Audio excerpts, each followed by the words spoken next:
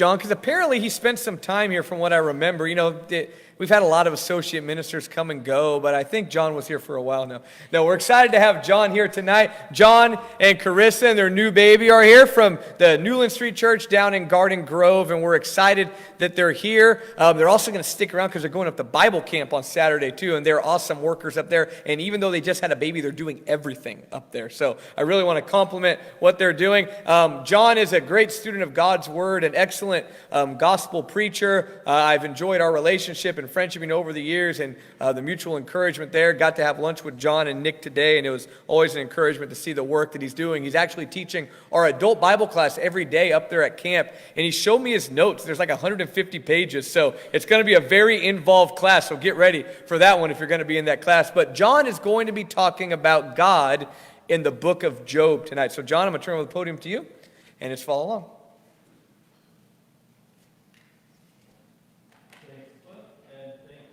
Who are men who led the service. I appreciate that. It's always good to see that. And it's always good to come out and say hi to everybody. We don't get to come up as often as we would like, but it is good. I'm seeing a few people I haven't seen yet, and so make sure and say hi to me afterwards. Make sure also to say hi to my baby during the social tonight. I think you'll be blessed by that experience. He's the cutest baby, objectively speaking, in the world. So, anyway, I'd like to start off tonight by thanking Wesley Walker for his words last week on the book of Job. I don't know how it came about that Wesley and I would be speaking from the same text back to back as it kind of worked out.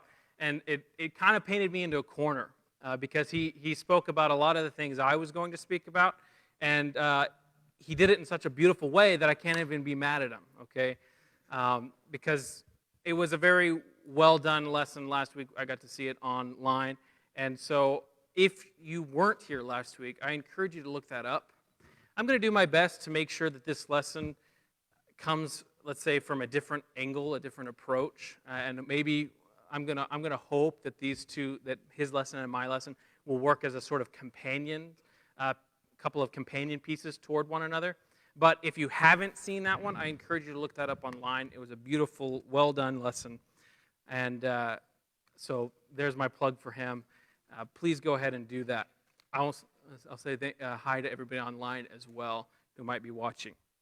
Okay, so on the screen behind me is a painting by a famous painter, famous surrealist painter by the name of René Magritte.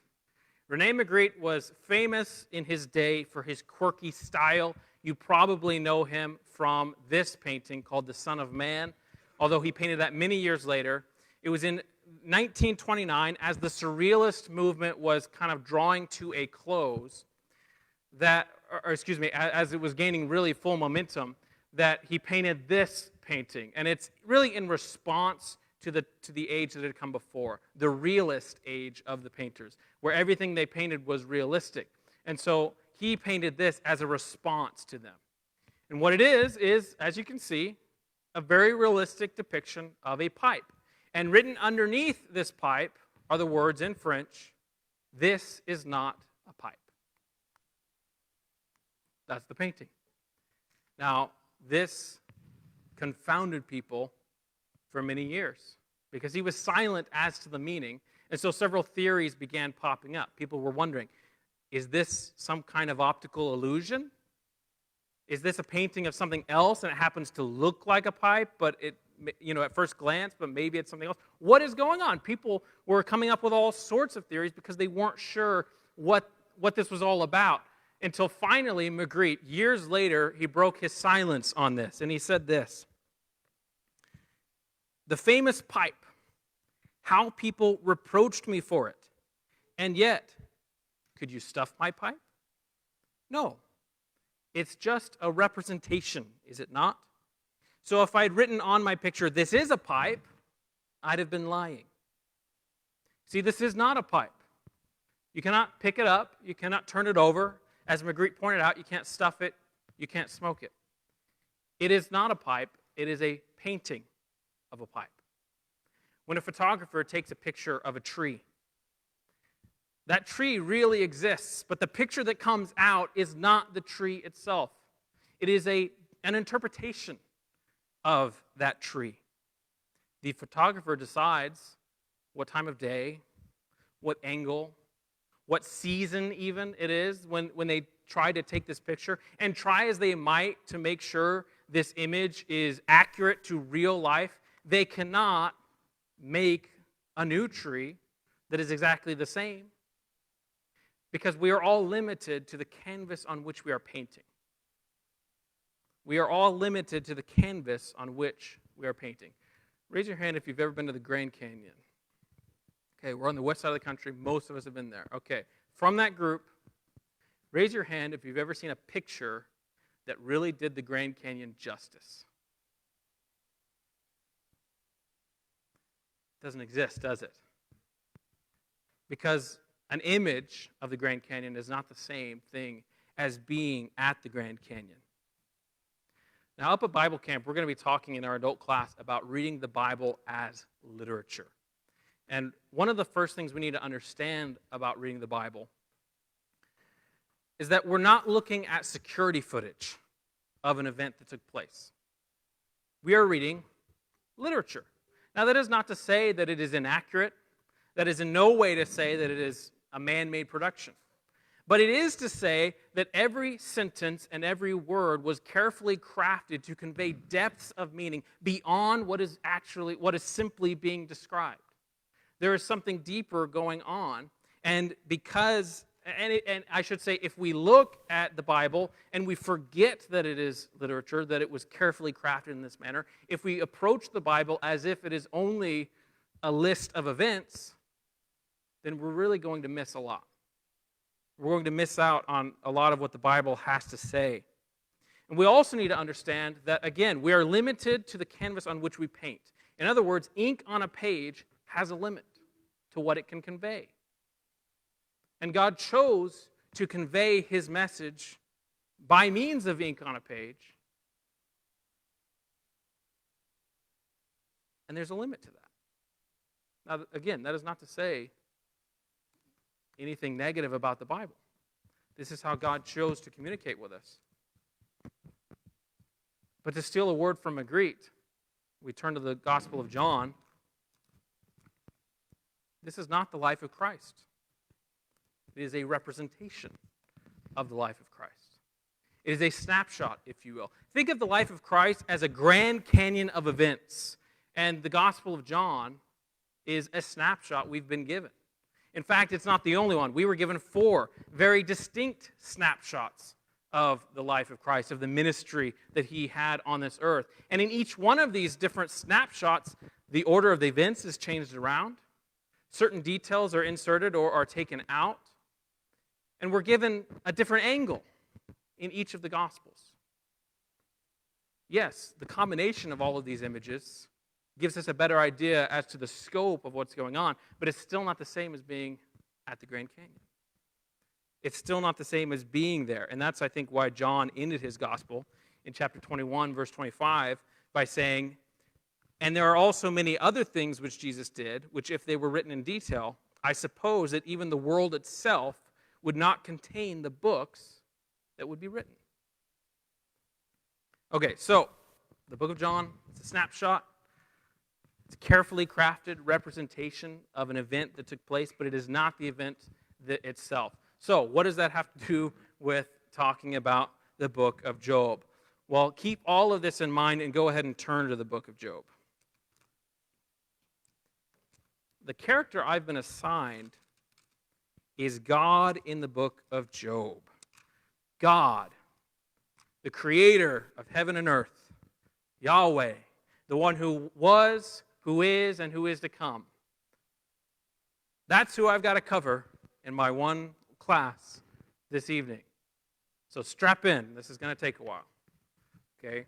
It's not going to happen, right? I cannot cover all of God in one lesson. We couldn't cover all of the characteristics of God in a series of lessons that, let's say, lasted the rest of my life and was passed down to my descendants and every descendant after them we continued this sermon series in this great family of preachers, assuming Luke became one, we still wouldn't be able to cover all of the characteristics of God. But I say that in jest because I wasn't actually given the character of God as our topic. I was given the character of God in the book of Job, and there's a difference. In other words, I was given the snapshot that Job gives us of God. He shows us a certain perspective, a certain angle of God, and God is very much like the Grand Canyon. You ever tried to describe the Grand Canyon to anyone? It's impossible, right? You keep going back to the Grand Canyon, you're never going to cover every nook and cranny, right? And I think you get my point. That's the way God is. We cannot fully comprehend him, and yet we are given these snapshots. And so tonight, we're going to be looking at God through the lens of Job. And that's the idea here. That we're not going to try to cover every aspect of God's character, but we are going to try to at least look at a little bit of what Job has to say about the character of God. Now, I also want to make sure that something is extremely clear. It's impossible for me to cover every character aspect that is covered in just Job. It'd be impossible for me to cover all of that, because the Bible itself is a well of meaning that will never run dry. The book of Job is composed of 3 acts, okay? Act 1 we're going to call distress. This is where his fall into suffering is described, and that takes up about 3% of the book. We also have Act 2, and this makes up the bulk of the book. It makes up about 83% of the book, and this is called discussion, and that's exactly what it is. It's page after page after page of dense Hebrew poetry discussing Job's, his problems and the things that are going on. And then in Act 3, we have Job's deliverance. And really, this is where finally God actually shows up. He speaks to Job, and he doesn't quite offer him an explanation, as Wesley talked about last week, but he does come in and he does rebuke the 3 friends who are accusing Job. And then, and by the way, who picked up one of the... Did everybody get a worksheet? I hope everybody got one. Because you'll see on one side, you'll go ahead and pass those out. I appreciate it. On one side of that worksheet is a rundown of the book of Job as a whole. And then on the other side, we're going to have you fill that out at the end of class.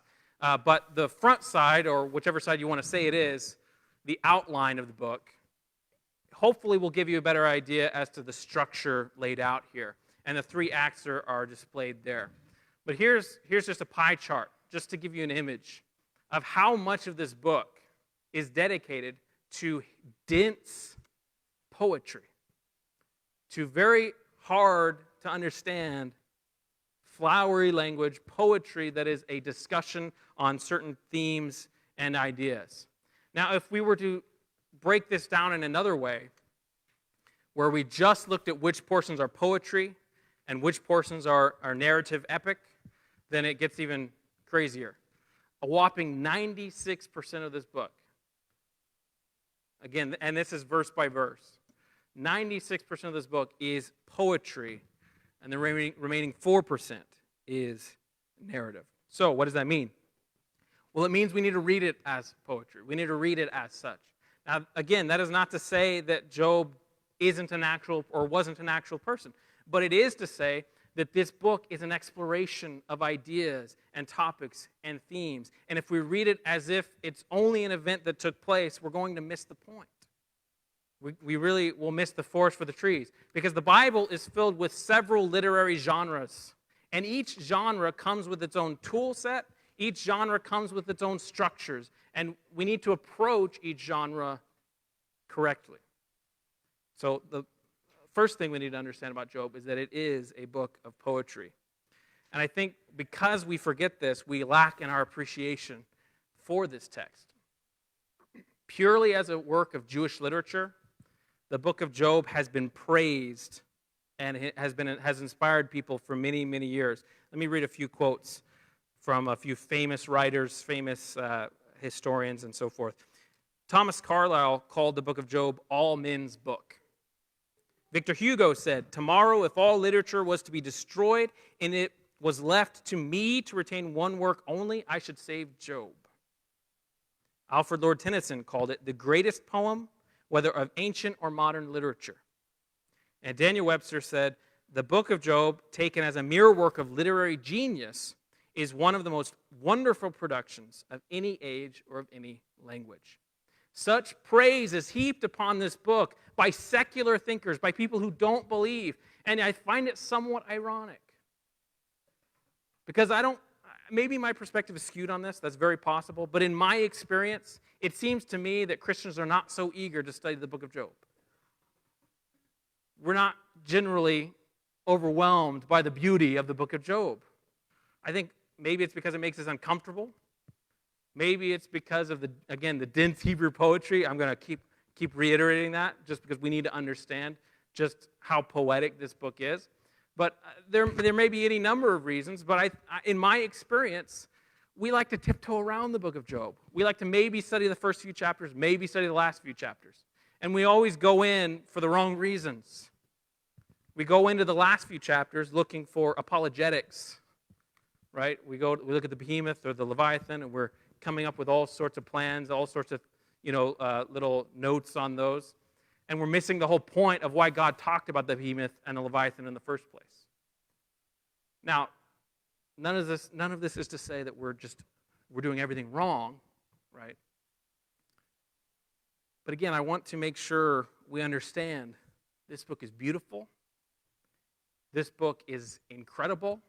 And if we allow it to, this book will change our lives and it will blow our minds. I'll tell you, the last few weeks, my mind has been blown over and over again by this book. And I hope it will continue to be so. I think our American sensibilities get in the way, though. Our modern American sensibilities, we don't want to approach this book, just like we don't want to approach several books of the wisdom literature, Ecclesiastes, Song of Solomon, etc.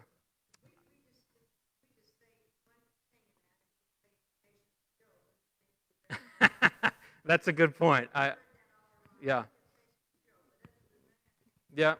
We leave it at that and we move on. In fact, we're going to talk about in a few minutes why that is still a good thing to say, but we're even missing the point a little bit there too.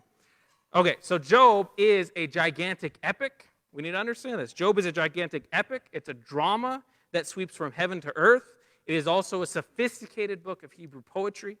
It is a theological exploration of themes and ideas.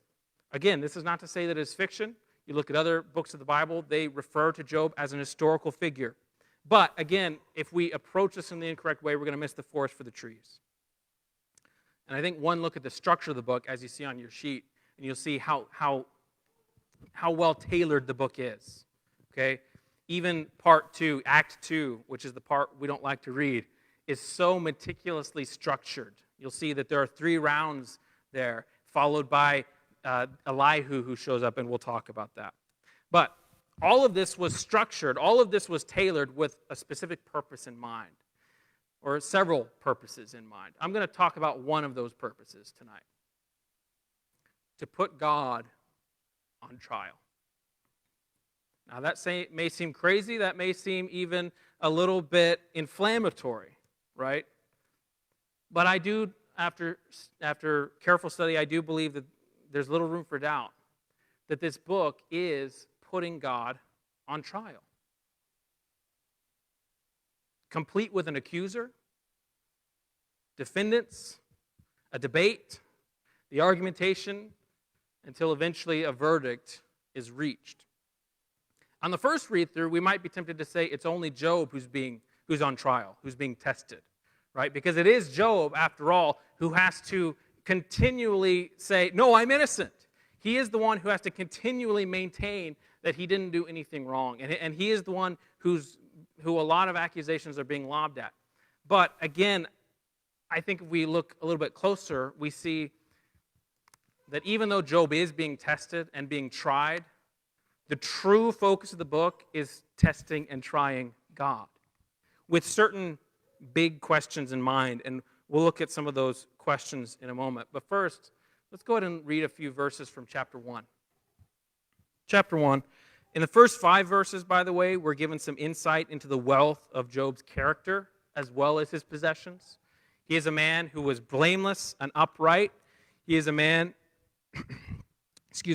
who was constantly, it says continually, offering sacrifices on behalf of his children. Because not only did he care more about his children than he did about his possessions, he cared about their spiritual welfare. And the text makes it very clear in this very first section of the book that Job was a very, very good man. He was you could say, the best that man can get.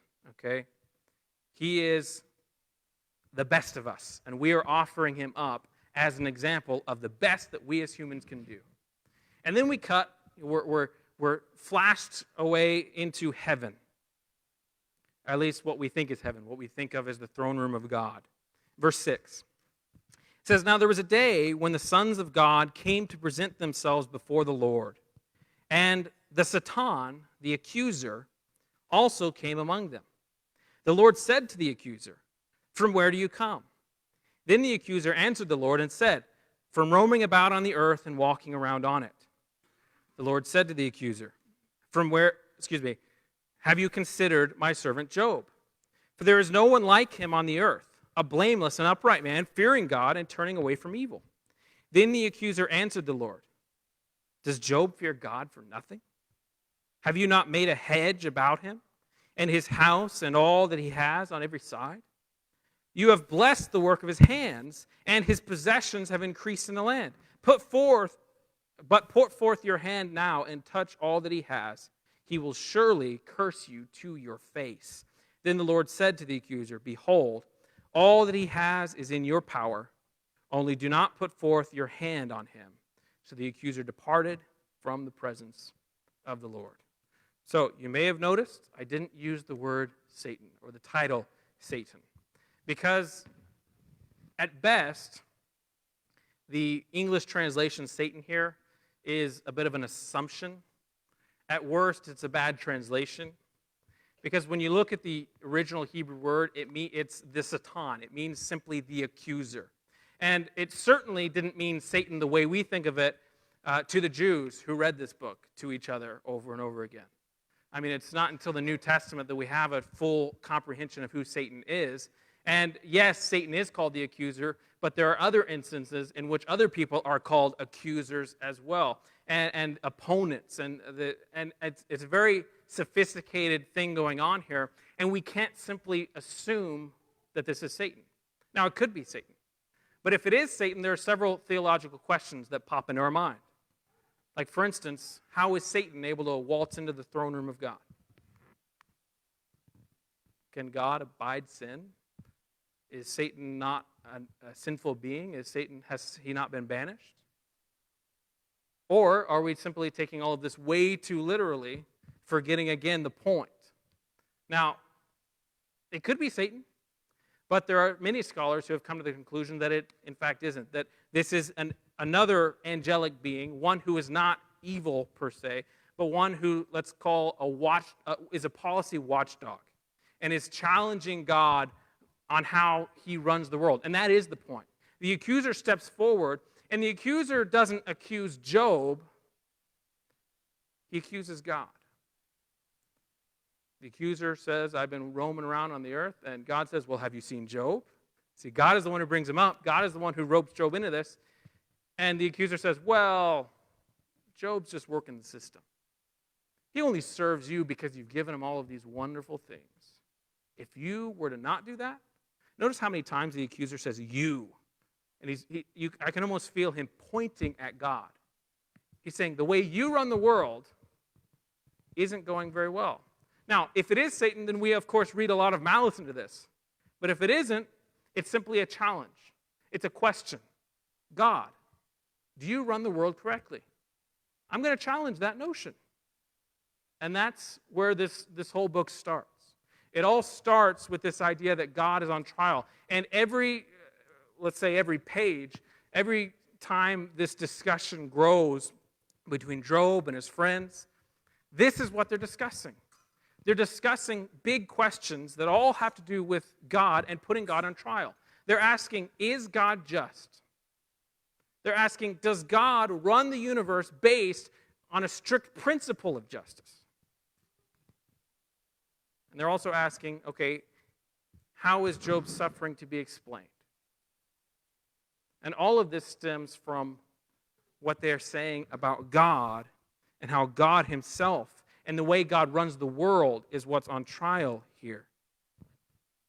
And so, the accuser starts with these questions, and then Job's friends kind of pick up the mantle. Okay, we continue reading into Act 2, and we're going to be reading several verses. I encourage you to flip along with me. They will be on the screen. At least most of them will be. But we're going to see as we look through some how the argumentation goes. So let's start with some of Job's friends. Job's friends are certain that God is just. And they're also certain that he runs the universe according to a strict principle of justice. And therefore, Job's sin has to be explained by some kind of secret sin in his life. I said sin. Job's suffering has to be explained by some kind of secret sin in his life. In other words, this pain in his life, it has to be divine retribution. Let's look at a few things they said. In Job 4, verses 7 through 8, Eliphaz, he brings up his own experience to support his premise. He says, remember now, whoever perished being innocent? According to what I have seen, those who plow iniquity and those who sow trouble harvest it. See what he's doing there? He's saying, according to what I've seen. He's using his own experience to support his premise. Then we also have a friend named Bildad who's coming up to Job in chapter 8, verses 8 through 10. He says, please inquire of past generations and consider the things searched out by their fathers. For we are only of yesterday and know nothing, because our days on earth are as a shadow. Will they not teach you and tell you and bring forth words from their minds? So this second friend, he's bringing about the evidence, let's say the acquired wisdom of past generations. I put that in quotes because it's not always true wisdom, but he's saying we have learned over the centuries. Humanity has learned these lessons over the centuries. You look back at what the common wisdom is and what we have been teaching each other for generations, and it's clear. God operates the world on this strict sense of justice. Continue on. And Eliphaz also appeals to the fact that he's older. He says, I'm older. Your friends, Job, are older than your father. Therefore, we're wiser than you. He says, what do you know that we do not? What do you understand that we do not? Both the gray-haired and the aged are among us, older than your father. So right off the bat, we're noticing that the friends are not using the best argumentation. Let's say they're appealing to authority, which is not generally the best thing you should do. But so what is it that they're actually saying? In Job 20, verses 4 through 5, we see Zophar into the picture. He makes it clear that they believe, yes, sometimes it looks like the wicked are triumphing. Sometimes it looks like that. But anytime they are triumphing, it is short-lived. God is always there to strike them down. God is always going to come down with the whip on those who are doing evil. You see, and this is why Job's friends are continuing to imply that Job has been sinning in some fashion. Because they saw that Job was doing well in the world. He had all these possessions. He had the perfect number of kids, perfect number of possessions. And now he's lost it all. And the friends are saying, well, you got what you deserved. You must have some kind of sin in your life that you're not willing to confess to, because God is always going to deal his retribution against those who are sinful on the earth. In Job 18, verses 5 through 21, I think is where we get the clearest depiction of their viewpoint, okay? The viewpoint of the friends is shown best in this passage. Again, it'll be up here. But their viewpoint is called the doctrine of divine retribution. This is their theory, and they're sticking to it, okay? Let's read these words. It says, indeed, the light of the wicked goes out, and the flame of his fire gives no light. The light in his tent is darkened, and then his lamp goes out above him. His vigorous stride is shortened, and his own scheme brings him down. For he is thrown into the net by his own feet, and he steps on the webbing. A snare seizes him by the heel, and a trap snaps shut on him. A noose for him is hidden in the ground, and a trap for him on the path. All around terrors frighten him and harry him at every step. His strength is famished, and the calamity is ready at his side. His skin is devoured by disease. The firstborn of death devours his limbs. He is torn from the security of his tent, and they march him before the king of terrors.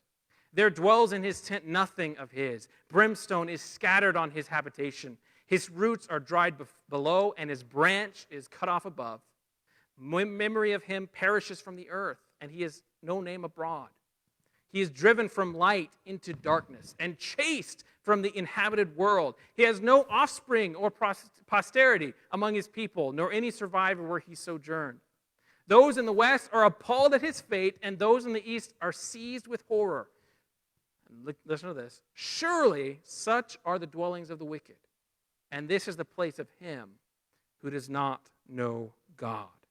Again, this is their doctrine, and they are unwilling to let it fall. They are unwilling to listen to anything else. This is their doctrine, and they're sticking to it. They're saying that God always gives people what they deserve within their life on this earth. That means if you're living a life that is pure and good and smart and wise, then you're going to succeed. And if you are living a life that is stupid or unwise or sinful or evil or rebellious, then you will face calamity. Notice how many absolutes I just used. The doctrine of divine retribution was a common theme of the day, not only of when the book is based, but also when it was written. This was a very prevalent theme just among ancient cultures in general, where they truly believed that the gods, and in this case, that our God, the true God, would always enact retribution within your lifetime. Now, in response to this, Job is not always opposed. He is not always opposed to this doctrine. In fact, he's going back and forth throughout the book. He's on an emotional roller coaster, and in some cases, he agrees with this doctrine. Or at least he agrees it should be the case. He believes that this should be how the world is run. And therefore, there are many things that Job says that we neglect. It goes back to the idea of the patience of Job, right? We want to think of Job as this wonderful guy who was always right and always did what was right. And yes, he in a sense passes the test that he is given. But throughout the book, he is making statements that are accusing God of being unjust. And this is where we really see God on trial. Because the friends are saying, no, God is just. And this is how the world is run. And Job says, then why am I suffering? Why am I suffering? In Job 6:24-25, he says, teach me and I will be silent, and show me how I have erred. How painful are honest words, but what does your argument prove? In other words, he's saying, yeah, I agree with what you're saying, but it doesn't apply to my case. This suffering I am suffering through is not divine retribution. I did not do anything to deserve it. And by the way, the book makes it clear he's right. He didn't do anything to deserve it. Again, Job is going back and forth. In chapter 21, verses 7-9, he says, why do the wicked still live? Right, this is in response to what they've said. They're saying, well, the wicked are always punished. And he says, then why do they still live? Why do they continue on and also become very powerful? Their descendants are established with them in their sight, and their offspring before their eyes. In other words, they're growing old, they're seeing their family prosper. And he says, their houses are safe from fear, and the rod of God is not on them.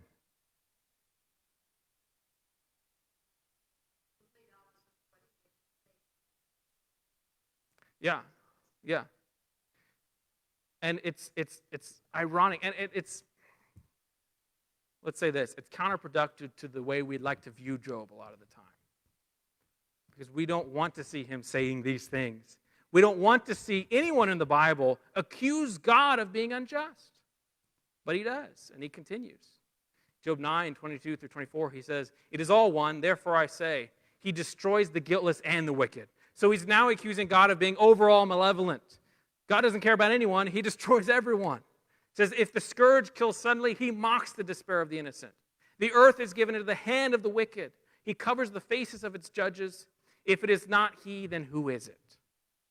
I also find chapter 24 to be very striking. Chapter 24, I encourage you to read it. It's a description and a contrast between the righteous people and the wicked people. And he describes the wicked people as sinful, obviously, as slave drivers, as takers, as thieves. He says the wicked have the good people under their boot. And then he compares it to the righteous people, who he says are the slaves. The righteous people are the ones being put down. They're the ones being stolen from. And then he says in verse 12, in a very striking verse, he says, "From the city men groan, and the souls of the wounded cry out, yet God does not pay attention to folly." Job is accusing God. Now, all of these statements, which are obviously very harsh, are mingled with statements of great faith. You know, there are great statements that Job makes of faith, that he still has faith in God. And he never truly turns his back on God. But he is demanding an explanation from God. Look at chapter 13. Verses 15-18, he says, "Though he slay me, I will hope in him. Nevertheless, I will argue my ways before him. This also will be my salvation. For a godless man may not come before his presence. Listen carefully to my speech, and let my declaration fill your ears. Behold now, I have prepared my case. I know that I will be vindicated." He's saying God should listen to me, and he's basically appealing his case to the highest authority, right? He's appealing his case to the Supreme Court, or to God in this case, who is truly the supreme judge. And he's saying, I know that I'm innocent, and God will vindicate me if God would show up. And that's really what he says in Job 23. Let's go ahead and read this chapter. Job 23 says, "Then Job replied, 'Even today my complaint is rebellion. His hand is heavy despite my groaning. Oh, that I knew where I might find him, that I might come to his seat. I would present my case before him and fill my mouth with his arguments, or with arguments. I would learn the words which he would answer and perceive what he would say to me. Would he contend with me by the greatness of his power? No, surely he would pay attention to me. There the upright would reason with him, and I would be delivered forever from my judge. Behold, I go forward, but he is not there, and backward, but I cannot perceive him. When he acts on the left, I cannot behold him. He turns on the right, I cannot see him, but he knows the way I take. When he has tried me, I shall come forth as gold. My foot has held fast to his path. I have kept his way and not turned aside. I have not departed from the command of his lips. I have treasured the words of his mouth more than my necessary food. But he is unique, and who can turn him? And what his soul desires, that he does. For he performs what is appointed for me, and many such decrees are with him. Therefore, I would be dismayed at his presence. When I consider, I am terrified of him. It is God who has made my heart faint, and the Almighty who has dismayed me. But I am not silenced by the darkness, nor deep gloom which covers me. I want us to notice what's going on in this chapter. Notice, again, he's going back and forth. In the one instance, he's saying, God better show up and explain himself. If only I could be there in his presence and really plead my case. He'd have to listen. He'd have to acknowledge that I'm right. And then in almost the same breath, he says, in all honesty, I'd be terrified to see him in person. Which is a great foreshadowing to the end of the book, I think. But that's what he does here. He's saying, God, I deserve an explanation. Well, the reason he thinks he deserves an explanation is because he's so confident in his own innocence. He's not only confident in his own innocence, he's confident in his own goodness. And this is another point I think we neglect in the book of Job. If you look at chapters 27 through 31, I encourage you, please, if you do nothing else, after this class is over, when you go home tonight, read those few chapters. Chapters 27 through 31. They're a great speech at the end of round 3 of the discourse. And we'll see what happens after that speech in just a moment. But this is a speech in which Job really proclaims his own innocence and his own goodness. Especially chapter 31. We see this great proclamation of how he's the best of the best. It is after this that the fourth friend shows up. And oh, I wish we had time. I wish we had time to talk about the Satan, the accuser, a little bit more, but I think we'd get off point. And the same thing is true of Elihu, the fourth friend. The fourth friend shows up out of nowhere. He hasn't been mentioned in any previous chapter, any previous verse, but he shows up, and he really makes some waves, because this discussion has been going back and forth for chapters now. And then it says Elihu has been sitting aside. He hasn't said anything because he's young. In other words, he's thinking seniority rules. I'll let the older people talk. But then it says he can't hold it back anymore. His anger, it says there in chapter 31, I believe, or 38. Chapter 38 says his anger burned against Job and against his friends. I'm sorry, it is 31. Or 32. 32, okay.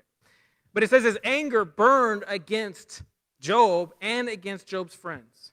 And he goes into his own speech, where he's mad at Job for accusing God, but he's also mad at the friends. And really, what he does is he starts using a lot of the same argumentation that God is about to use.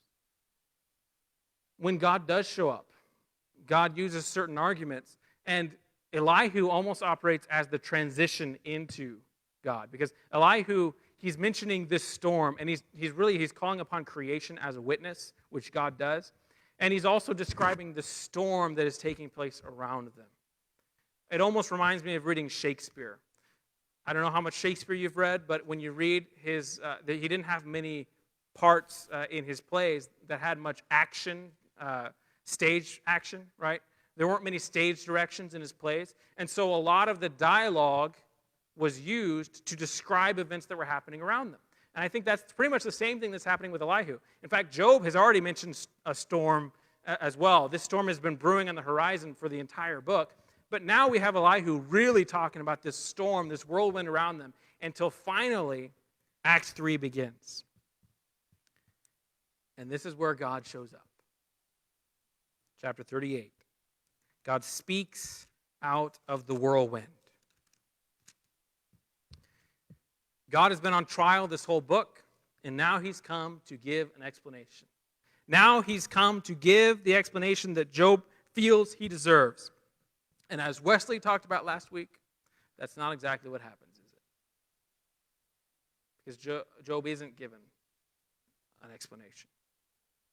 He isn't told about this strange thing that happened in chapter 1 with the accuser. He isn't told about that. Instead, God takes him on a tour of the universe, you could say. A tour of God's powerful and mighty creation. Chapter 38, verses 1 through 7 say this. Then the Lord answered Job out of the whirlwind and said, "Who is this that darkens counsel by words without knowledge? Now gird up your loins like a man, and I will ask you, and you instruct me. Where were you when I laid the foundation of the earth? Tell me if you have understanding. Who set its measurements, since you know? Or who stretched the line on it? On what were its bases sunk? Or who laid its cornerstone? When the morning stars sang together and all the sons of God shouted for joy." And so God questions Job in really it's verse after verse. And God is, again, calling upon creation itself as a witness. He's saying, did you teach the hawk how to stretch out its wings and fly? Were you there when I laid the foundation of the earth? Were you there when I placed the stars into their constellations? Were you there when I gave the horse its might? Did you do all of these things? Did you tell, Job, did you tell the ocean to stop at a certain place? Did you tell the world where the land, the dry land, should be placed? Now, after he goes through round one of this questioning, he says, okay, answer me, Job. And Job is, basically, he can't talk. He says, I'm sorry, I can't answer. And then God goes into round two. And in this case, God brings up the Leviathan and the Behemoth. He brings up these great, untamable beasts. These beasts, these scary monsters that cannot be tamed by human hands, and yet God has tamed them. And many scholars have come to the conclusion, and I agree with this, that these beasts, the identity of these beasts is not as important as the point. And the point is that God's universe and God's world is a scary place. It's an awe-inspiring place, just like the Behemoth, just like the Leviathan. It's awe-inspiring and it's beautiful in some cases, but in other cases, it is terrifying. Because God's world is not designed. Let me say this slowly. God's world is not designed to prevent suffering. So Job and his three friends have all been on their high horse, telling God the way the world should be run. And God's response is, the world is so infinitely complex. The universe is so infinitely complex that our feeble minds are unable to truly comprehend how the world should be run.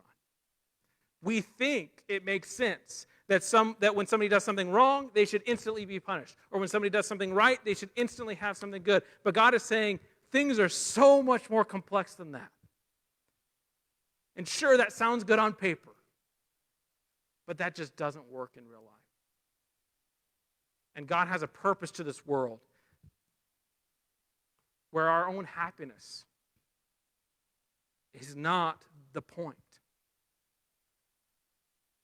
So, they've been asking, how does God run the world? God says, that's my business.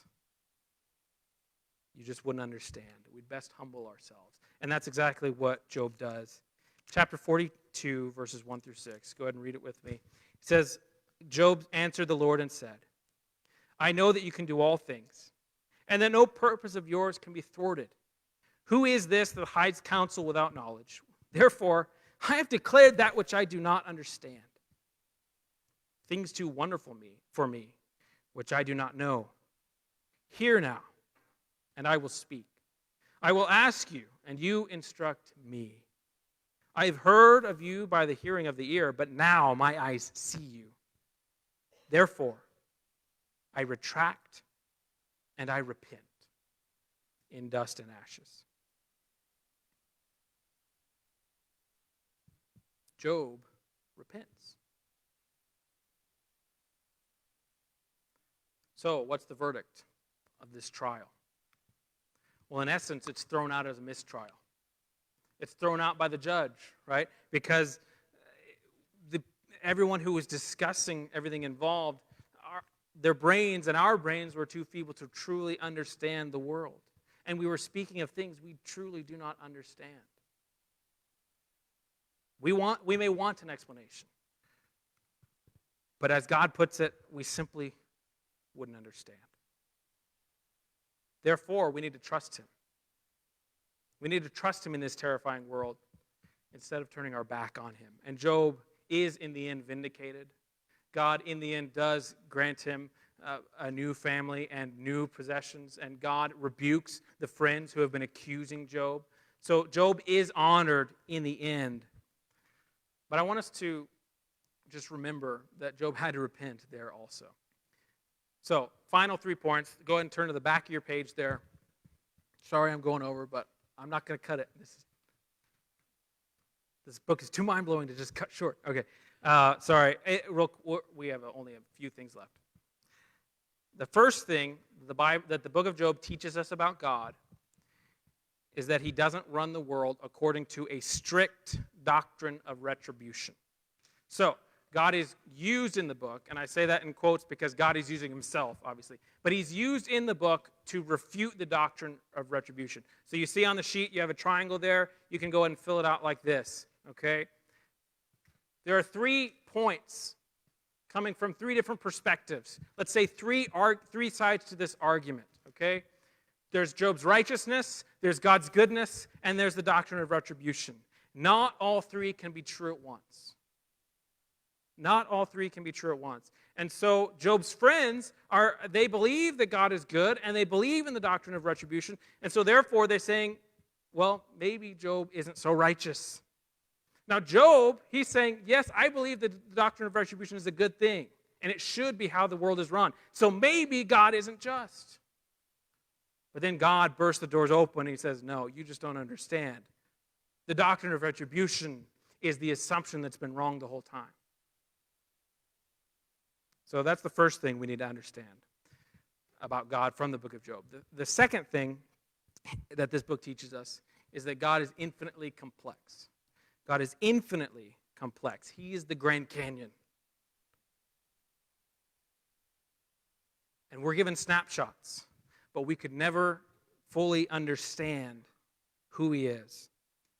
And it almost feels like a cop-out to say this, that we're going to walk away from the book of Job with more questions than answers, but that's okay. We're not meant to know everything. We're not meant to know all the ins and outs of the universe, and we're not meant to know all the ins and outs of God, but we should trust him as our creator. Third and finally, we learn that God is infinitely holy. And I think, again, this is a point of Job that is often neglected. It's certainly one that I'm only recently beginning to discover. But Job is very clearly presented in the book as the best of the best that man can offer. But even our best is like filthy rags to God. Job didn't deserve a reward at the end of the book. It's not that he passed the test and therefore gets a new family. It's not that he passes the test and then he gets everything back. He had to repent at the end of the book. Because I believe he was trusting too much in his own goodness, in his own righteousness. And we know that none are good, as Jesus said, except God. So we don't deserve anything we're given. We live in a day and age in which we like to feel entitled. But the only thing we're truly entitled to is death and punishment. But praise be to God that he is gracious. Praise be to God that he was gracious to Job. He didn't have to give anything back to Job, but he did. And in the same way, we should be so grateful for all of the things that we have and praise his name for them. God is infinitely holy, infinitely more holy than us, but he is also gracious to us. So, in conclusion, this book is an amazing book. The book of Job is incredible. I hope that your love for it has been perhaps rekindled if it had waned in the past. And I hope if you have never truly looked at the book of Job, I encourage you to do that. I will admit, in the past, it's a book I've oversimplified because I didn't want to deal with some of the issues in there. But I've been so blessed in just studying it in just these last few weeks, and I look forward to studying it more. We're meant to meditate on the Bible day and night because it is truly a well that will never run dry. Let's pray. Dear Father, God in heaven, thank you so much for your wisdom. Lord, we thank you for running the world. We know that if we ran the world, things would not be going well, and nothing would work. Lord, we know that only you, the Creator, can know what's truly best for us. We pray that we will